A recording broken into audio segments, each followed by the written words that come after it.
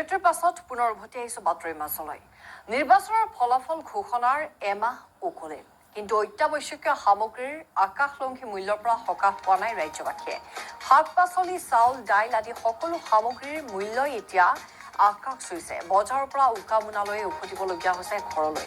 চলিত এসপ্তাহৰ ভিতৰতেই প্ৰতিবিধ পাচলিৰ মূল্য 10 পৰা 30 টকা পৰ্যন্ত বৃদ্ধি হোৱাত এতিয়া বিপাঙত পৰিছে সৰ্বসাধাৰণ ৰাইজৰ লগতে পাচলিৰ ব্যৱসায়ী। ৰাজ্যৰ বিভিন্ন প্ৰান্তৰ লগতে টংলাতো দ্ৰুতগতিত বৃদ্ধি পাইছে পাচলিৰ দাম। আৰু টংলাৰ সাপ্তাহিক বজাৰৰ পৰা নিপু কাকতিৰ এক প্ৰতিবেদন আগবঢ়াইছে। খাদ্য সামগ্ৰীৰে আকাশলংঘী মূল্য বৃদ্ধিয়ে জুৰুলা কৰিছে আৰু মই উপস্থিত থকা এই বজাৰখন হৈছে ওদালগুৰি জিলাৰ টংলাৰ সাপ্তাহিক বজাৰ। আৰু সাপ্তাহিক বজাৰ বুলি কোৱাৰ লগে লগে এক বৃদ্ধি বাদ নোপোৱা অৱস্থা আছিলে আগতে, কিন্তু এতিয়া আকাশলংঘী যি পাচলিৰ মূল্য, সেই পাচলিয়ে জুৰুলা কৰিছে সৰ্বসাধাৰণক, আৰু যাৰ বাবে এতিয়া গ্ৰাহকৰ অপেক্ষাত এনেধৰণে সকলো ব্যৱসায়ীয়ে বহি থাকিবলগীয়া হৈছে। আৰু যিসমূহ ব্যৱসায়ী আছে সেই ব্যৱসায়ীসমূহো খুব কম সংখ্যক সামগ্ৰীহে তেওঁলোকে ক্ৰয় কৰি বিক্ৰীৰ যি ব্যৱস্থা, সেই ব্যৱস্থা কৰি আছে। আৰু কিমান দাম দৰ বাঢ়িছে এই সামগ্ৰীসমূহৰ মই তেওঁলোকৰ পৰাই কিছু জানিব চেষ্টা কৰিম। দাদা, অকণমান উঠি দিব। আগৰ তুলনাত এতিয়া আপোনাৰ এই যিসমূহ সামগ্ৰী আছে কিমান দাম বাঢ়িছে? এতিয়াতো বহুত দামেই হৈছে। এতিয়া ভেন্দি আমি 250 টকা কিনিছোঁ আৰু লেচৰা কিনিছোঁ 300, অলপ চলপ কম হয় 20 টকা, 280 টকা এনেকুৱা। তাৰপিছত পটল কিনিছোঁ 280 টকা পাল্লা। কিন্তু সেই হিচাপত আমি এতিয়া 20 টকা পোৱা বেচিব লাগে, কিন্তু যিটো নেকি দামৰ হিচাপত এতিয়া আমাৰ গ্ৰাহক তাৰমানে খুব কমেই হৈ আছে। আজিকালি ধৰ পইচা পাতি নোহোৱাৰ কাৰণেও নহয়, কাৰণ কিয় কিনিবই নোৱাৰে তাতে বহুত দামৰ কাৰণে। এটা বজাৰ বেগ ভৰ্তি কৰিবৰ কাৰণে কিমান টকাৰ প্ৰয়োজন হৈছে? প্ৰায় বহুতেই হৈছে এতিয়া, কাৰণ কিয় আগতে দেচোন অলপ পইচাতে বহুত মাল পাইছিল, এতিয়া দেচোন যিমান পইচা হ'লেও মালে নাপায়। বহুত দামটো কিহৰ কাৰণে বৃদ্ধি হোৱা বুলি? এতিয়া দামটো মানে এই বৰষুণৰ কাৰণে, গছ গছনি মৰা বুলি সেনে ধৰ খেতি বাতি অলপ নষ্ট হৈছে না, সেইকাৰণে দামটো আমি অধিক লওঁ বুলি কয়। আমি আনবা গেলেতো বহুতে কয়, সেইটো ফলতো হ'ব পাৰে এনেকৈ বুলি ভাবোঁ। আৰু টংলাৰ এই সাপ্তাহিক বজাৰত আগতে বৃদ্ধি বাদ নোপোৱা অৱস্থা আছিলে, গ্ৰাহক বহুতো আছিল, কিন্তু আজি আমি দেখিছোঁ গ্ৰাহকৰ সংখ্যা তেনেই নহয়। আজিতো প্ৰায় নায়ে, গ্ৰাহকে নাই। প্ৰায় এতিয়া দৌৰি যাব পৰা নিচিনা অৱস্থা হৈছে।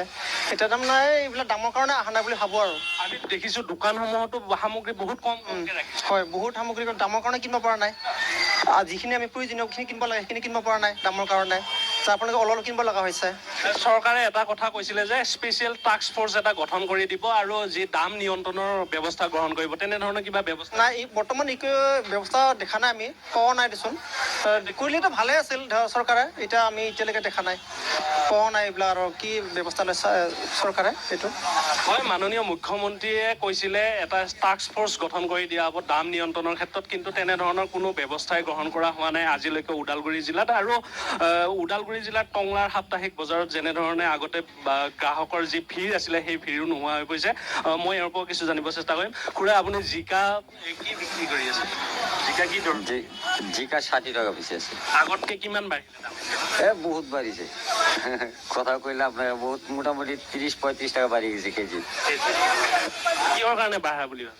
মাল কমে, খেতিতে নহয় বুলি কৈ আছে। গ্ৰাহকসমূহে আহি কয় নে ইমান দাম কিয় লৈছে? কৈ থাকে, গ্ৰাহকগিলা আহি পেলাই কৈ থাকে যে ইমান দাম কিয় মানে হৈছে। তেতিয়া আমি কওঁ যে কি কৰিম আৰু, মাল চাল নাই, খেতিয়কে মানে দাম বেছি লৈ আছে, সেইটোৱে কৈছে। হয়, খেতিয়কসকলে যি দাম বৃদ্ধি কৰাৰ বাবে এনেধৰণে সকলো সামগ্ৰীৰে মূল্য বৃদ্ধি হোৱা বুলি কৈছে। আৰু কিছু আগলৈ যাবৰ কাৰণে মই মোৰ সতীৰ্থক অনুৰোধ কৰিছোঁ, এই ধৰণে টংলা বজাৰৰ যি আগতে গ্ৰাহকৰ ভিৰ আছিলে, তেনেধৰণৰ কোনো গ্ৰাহকৰ ভিৰ নেদেখা হৈ পৰিছে। খুৰা, আপুনি বজাৰ কৰিব আহিছে? হয়। বজাৰতো সকলো সামগ্ৰীৰে মূল্য বৃদ্ধি হৈছে, কি ক'ব? এতিয়া কি ক'ব মানে, এতিয়া উপায় নাই আৰু বস্তু তাৰমানে কমাব লাগে, কম অলপ কিছু। এতিয়া আপুনি বজাৰ কৰিলে নে নাই? বজাৰ কৰা নাই, এতিয়া দাম সুধিছে? দাম সুধিছোঁ। ফলৰ কিলো 80 টকা, জিকাৰ কিলো 80 টকা, পিঁয়াজ 50 টকাই ধৰক, আলু 40 টকা। চৰকাৰে কৈছিলে এটা টাস্ক ফ'ৰ্চ গঠন কৰা হ'ব দাম নিয়ন্ত্ৰণৰ ক্ষেত্ৰত, তেনেধৰণৰ চৰকাৰৰ কিবা পদক্ষেপ দেখিছে? এতিয়া একোৱে কৰা নাই, এতিয়া একো গুৰুত্ব দিয়া নাই এইবিলাক। হয়, চৰকাৰে কেৱল ঘোষণা কৰে, কিন্তু সেই গুৱাহাটীৰ